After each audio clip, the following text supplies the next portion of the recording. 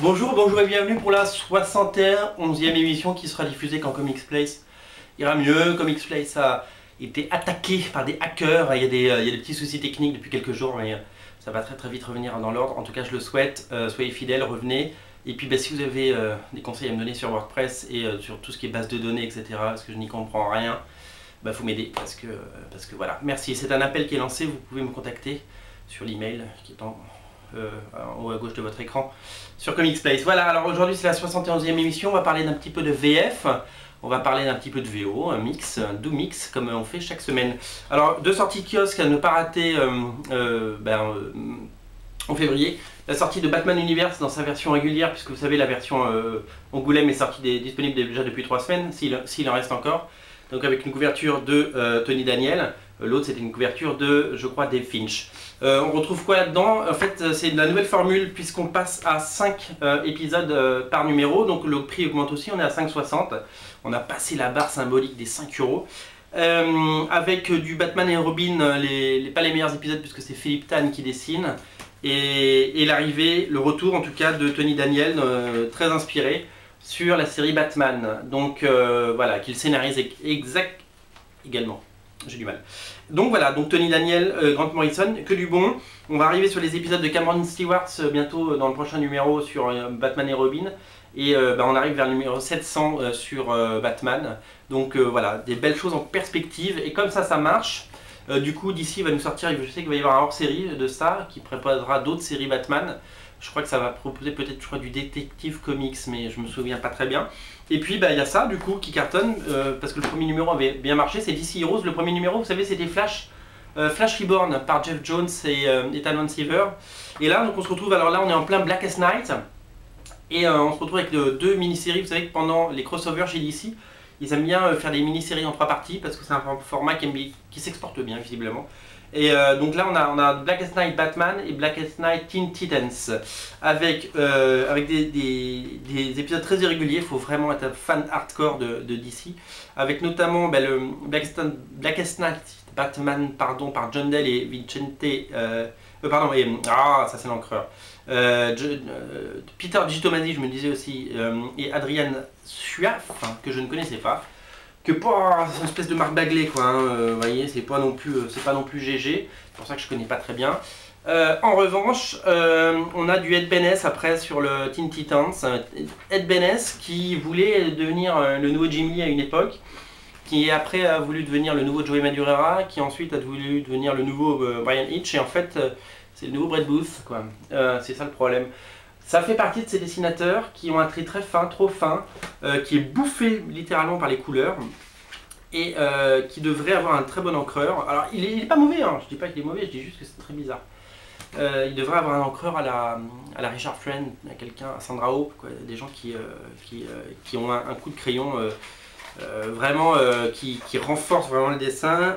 Voilà, c'est Jonathan Sibal qui encre notamment, enfin il y a plusieurs encreurs, c'est pour ça que les pages se suivent et ne se ressemblent pas. Voilà, donc DC Heroes, c'est bien, c'est 5,60 aussi, c'est un trimestriel, voilà, c'est plutôt agréable à lire, et tous les fans de DC, je sais qu'ils sont nombreux en France, et peut-être pas assez nombreux pour soutenir tous les titres, mais en tout cas cela marche bien, et ça risque de continuer. Voilà, vous voyez que je lis du DC, que j'en parle de temps en temps quand c'est bien. Donc voilà, ça c'est bien, Batman, lisez du Batman, c'est bien, Batman c'est le meilleur. Je vous parle de 3 séries en VO qui sont sorties cette semaine, que je suis obligé d'acheter, je ne peux pas m'empêcher malgré le prix faramineux auquel ils sont vendus, à savoir 4 $ pièce. On commence par Uncanny X-Force, qui est numéro 5 déjà, de Rick Remender, le scénariste de Last Day of American Crime, qui est juste absolument génial. Et c'est surtout qu'après 4 numéros fabuleux dessinés par Jérôme Oppena, je le rappelle, Jérôme Oppena c'est le passé simple du verbe ouvrir en anglais, qui nous propose des pages absolument à tomber par terre par Esad Ribic. Esad Ribic, c'est un dessinateur qu'on suit depuis très longtemps, qui a fait beaucoup de choses chez Marvel, et à plusieurs époques, à plusieurs styles de dessin, très peint, très dessiné, qui fait des couvertures, par exemple c'est lui qui fait cette couverture très peinte, c'est lui qui avait fait les couvertures de House of M. Il avait fait il y a très longtemps 2 épisodes de Ultimate X-Men. Il a fait évidemment la saga Loki, il a fait Loki qui était peint, qui était magnifique. Voilà, ça c'est vraiment bien, j'ai hâte que ça sorte en français pour que vous le découvriez. C'est marrant parce qu'avec X-Force, c'est une série que je lisais adolescent, avec les épisodes de Liefeld, avec tout ça. Quand ça a commencé, c'était vraiment un truc énorme. Il y a eu des hauts et des bas, c'est le moins qu'on puisse dire. Il y a eu des bas très profonds sur cette série. Mais globalement, là, elle revient en très grande forme. Et ça, c'est une très très bonne époque. Je compare cette époque à l'époque Jeff Lobb, Adam Paulina, que j'ai adoré. Pour les plus anciens, ceux qui connaissent ça. Alors, qu'est-ce qu'on a d'autre? On a Marine Man Origin. C'est le numéro 3 de Marine Man. Alors, c'est bien parce que bon, c'est 4 $, c'est un peu cher, mais il nous propose pour ce prix-là 28 pages de BD. Donc, c'est pas rien. Et bah, c'est toujours le style très cartoony de Ian Churchill que j'affectionne particulièrement, que je trouve beaucoup plus stylé que son style normal. Son style d'avant, on va dire. Et là, ça raconte un petit peu. C'était assez flou les 2 premiers épisodes. On se disait, mais c'est un super-héros, c'est pas un super-héros, il a des pouvoirs, il a pas de pouvoirs. Ah, finalement, il reste dans l'eau un peu longtemps. Est-ce qu'il aurait pas des pouvoirs? Et ben là, on apprend tout. Et bah, c'est un super numéro qui m'a. Je vais vous le dire une chose, qui m'a un petit peu réconcilié avec la série, parce que j'étais très enthousiaste au début. À la fin du numéro 2, j'ai dit, ah, on verra. Mais il disait, achetez le numéro 3, vous verrez, vous verrez. Et ben il a eu raison, j'ai eu raison de l'acheter, parce que cette série, elle est vraiment bien. Donc ça sortira peut-être un jour en VF, je vous le souhaite en tout cas, parce que c'est vraiment bien, c'est Ian Churchill, il s'applique, il fait vraiment un beau comics. Et bah, si vous le trouvez en librairie spécialisée et qui fait du comics américain, prenez-le, en attendant une éventuelle sortie en français.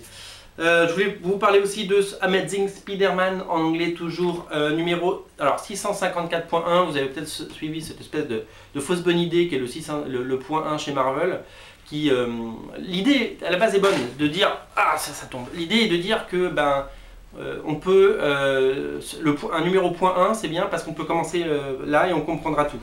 Donc ça là-dessus on a un épisode signé Dan Slott avec Venom et Humberto Ramos, donc là-dessus on n'est pas déçu. Par contre le problème c'est que les numéros .1 c'est des numéros en plus, c'est-à-dire que c'est incompréhensible, c'est-à-dire qu'on passe du 654 au 654.1 et après au 655. C'est complètement con quoi, c'est-à-dire que c'est un numéro en plus, donc il y a 2 numéros 654 complètement différents. Donc vu que cette chose est faite pour attirer de nouveaux lecteurs, si on complique tout avec des points et des numéros qui ont le même numéro, je pense qu'ils vont rien comprendre, d'ailleurs moi j'ai du mal à vous l'expliquer. Donc je ne suis pas hyper content, par contre c'est du tout bon parce que Dan Slott et Humberto Ramos ils se sont bien trouvés. C'est très très bien. Voilà, je voulais vous parler d'une sortie librairie qui a eu lieu fin janvier, pile pour Angoulême. Les Légendes de la Garde, tome 2 chez Gallimard. Alors c'est quoi les Légendes de la Garde? C'est un comics qui s'appelle, qui est sorti chez Arcaia aux États-Unis. C'est un comics tout public pour enfants et pour adultes. C'est des contes. Et en fait, en anglais, ça s'appelle Mouse Guard, à ne pas confondre avec les Miles Templars de Michael Avon Heming, le dessinateur de Powers, qui s'appelle en français, je l'ai quelque part là-haut, il s'appelle Le Dernier des Templiers, bien entendu. Les Légendes de la Garde, c'est quoi? C'est un récit d'aventure, c'est une espèce de... On pourrait comparer ça à Gaoul, on pourrait comparer ça à un Seigneur des Anneaux pour enfants, un mélange entre Harry Potter et Bone. Si vous voulez, et je trouve que, alors je vais vous montrer un petit peu les dessins parce que c'est à tomber par terre, les dessins de David Petersen sont juste absolument incroyables. Moi je considère que c'est un peu comme Bone, c'est-à-dire que vous pouvez le lire, vous allez trouver ça mignon, et si vous le lisez à un enfant, il va adorer. C'est le petit côté, le petit prince en fait. En fait, c'est vraiment, c'est une saga d'aventure animalière avec des très beaux animaux, des très beaux dessins. Avec une histoire vraiment sympa, avec à la fin des épilogues, il vous parle des métiers que font les souvenirs, enfin c'est vraiment à tomber par terre quoi. Donc il y a 2 volumes qui sont sortis, le premier était sorti je crois en 2009, ou 2008-2009, donc ça date un peu, et ils ont tardé un peu pour sortir le tome 2, il y a déjà un tome 3 qui est en préparation, c'est des magnifiques bouquins. Si vous aimez les beaux dessins, les histoires sympas, tout ce qui est... C'est de l'héroïque fantasy grand public, pour enfants, familial, sympathique. Il n'y a rien de péjoratif dans ce que je dis parce que ce que j'adore, je l'avais en anglais et je l'ai repris en français parce que c'est des beaux livres et parce que je vais me faire toute la collecte. Et vraiment, c'est vraiment très bien. Les Légendes de la Garde de David Petersen, alors ça commence à l'automne 1152, parce qu'évidemment ça ne se passe pas de nos jours. Puis après ça passe à l'hiver, et l'hiver est rigoureux. Hein. Dans les Légendes de la Garde, quand l'hiver frappe au carreau, et ben, il fait pas chaud. Voilà, donc je vous conseille vraiment ça, c'est un peu le coup de cœur de la semaine chez Gallimard. Gallimard qui fait de la BD, qui fait d'ailleurs ses 50 bandes dessinées. et qui ont fait plein de BD intéressantes. Il y a des BD de Johannes Farr, etc. etc. Et ça, et ils font du comics finalement. Tout le monde fait du comics comme Soleil, Panini, Delcourt, Dante, tout le monde, Le Lombard. Et ben voilà, ils ont une très belle licence et je vous invite, si vous avez des enfants, et je sais que vous avez des enfants, je sais que vous me regardez, et ben voilà, jetez un œil dessus. Si ça vous plaît pas, ça vous plaît pas, mais ça devrait vous plaire. Voilà. Simplement pour vous dire que ça c'est sorti en kiosque. N'oubliez pas Batman. Si on mange pas de pain un jour il n'y en a plus et vous savez que d'ici en France c'est très fragile.